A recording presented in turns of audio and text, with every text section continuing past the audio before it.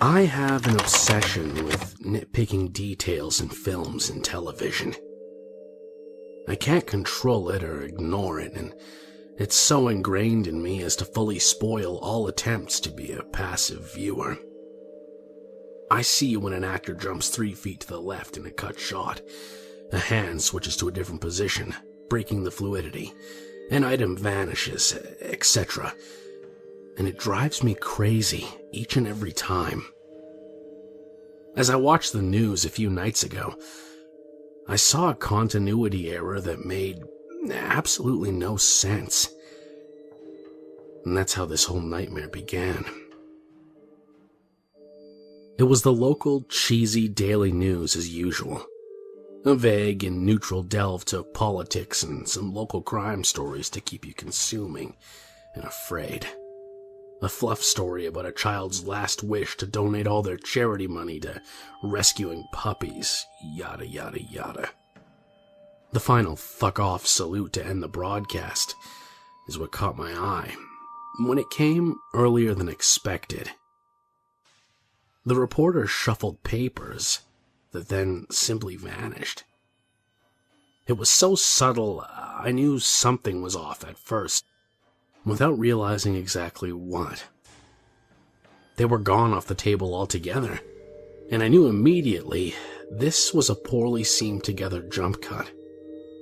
Something had been removed.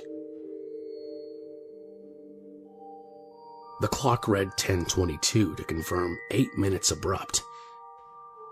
The segment had been completely cut out.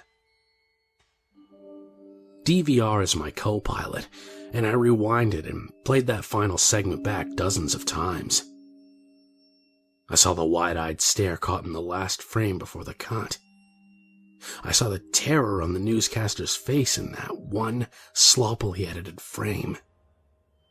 I saw the subtle difference in hair, and the way the blazer hung misaligned on his shoulders. It didn't match at all. As I scrubbed back and forth, I finally noticed the reflection in his shiny black mug of likely spiked coffee. A reflection of something white getting larger, getting closer to him before the cut. I have an obsession. I scour the Internet Movie Database profiles of nearly everyone I watch. You can call me a stalker, a geek, a freak, I don't care. It's my obsession that helped me dig through names, numbers, and addresses to track the locally residing newscaster in his large suburban abode. I was able to find his number from a simple deduction in the yellow pages, and when I called, it went straight to voicemail. The next day, I decided to find out what had happened, and drove to his fenced-in, custom-built brick and stone home. His wife was on the phone, tears sweeping down trails of eyeliner. She was visibly distraught. Her husband, the newscaster, clearly wasn't home. So last night I did what any obsessed person is liable to do. I drove to the station. There was no way to expect what I found, no matter how attentive to detail I'd been.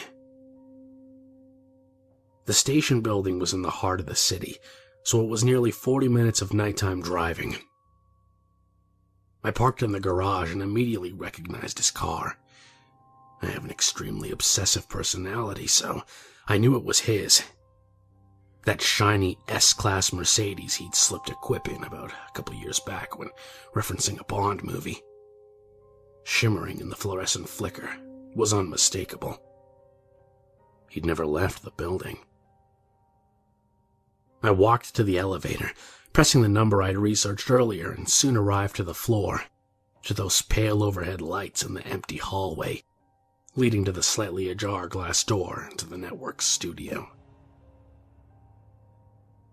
The smell of death is unmistakable. A choking stench that painfully enters your lungs, forcing you to cough at the noxiousness of putrid bodily gases.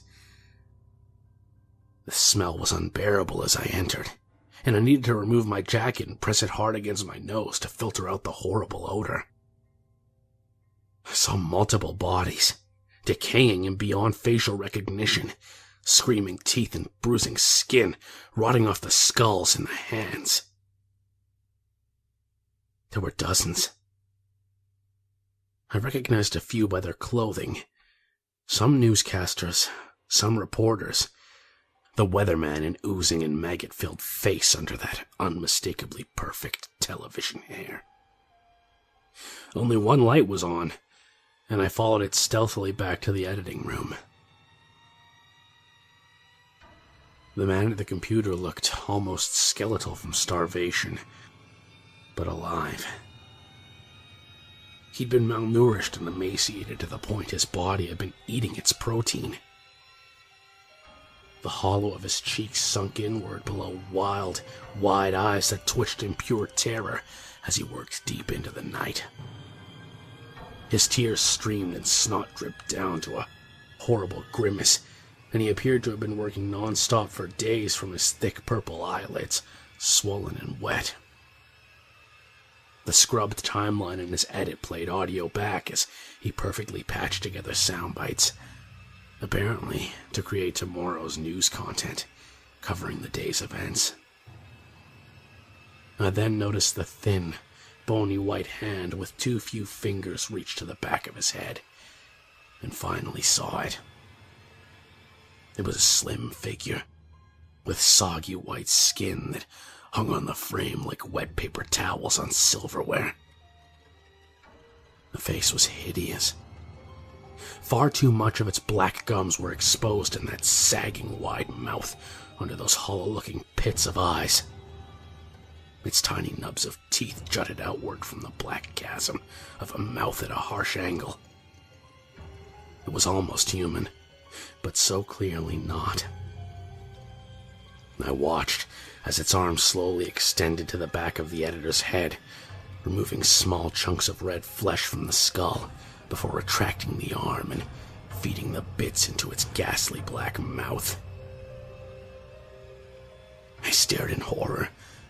Then, noticing the screen behind that thing, realizing why the news broadcast jumped when it had. The story segment removed was frozen on a flat-screen monitor at the editing table. It was a freeze frame of that field reporter, whose decayed body now lay oozing out in the newsroom floor, standing on the roof, under a disc in the sky.